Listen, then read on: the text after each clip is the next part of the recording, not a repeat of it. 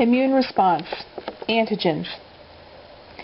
Antigens refer to a foreign substance in the body, quite often a virus like mumps or measles or rubella or tetanus.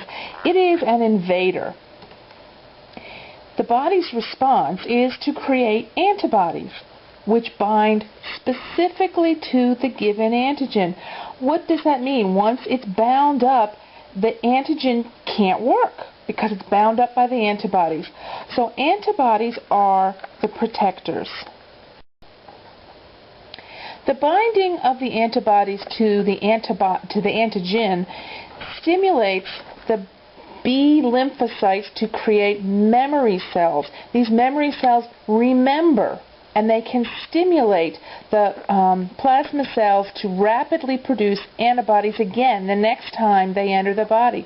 That means the first time the body comes in contact with an antigen, it works on binding the antigen, making it powerless, but starting this whole immune process where the body learns how to make antibodies, so the next time the person comes in contact with that same germ, it knows how to protect itself, and it does it very rapidly. Active immunization can come from direct exposure to the antigen, even in a weakened form, and it triggers the immune system. And this causes the development of a long-lasting immunity. All right, where do we get it from? We get it from, first of all, having the disease. If you had chickenpox as a child, you're immune because the active immunization process has taken place.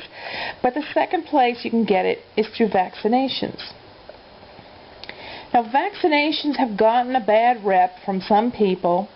There have been lots of scare stories and urban myths about it, but there's been a lot of research.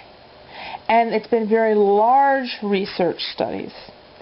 And they all come back, all the research comes back, strongly supporting the tenet that vaccines do not lead to autism. Now, this is a very emotional argument for some people, but none of the research shows there's any link between autism and vaccines. Vaccines help to prevent the person from contracting the disease, and they also stimulate the production of antigens to make a specific antibody. Vaccines are suspensions of one of two types of agents. The first one is a live and attenuated virus. That means it's the live virus, it's there, but it's been weakened to the point where it can't cause the disease.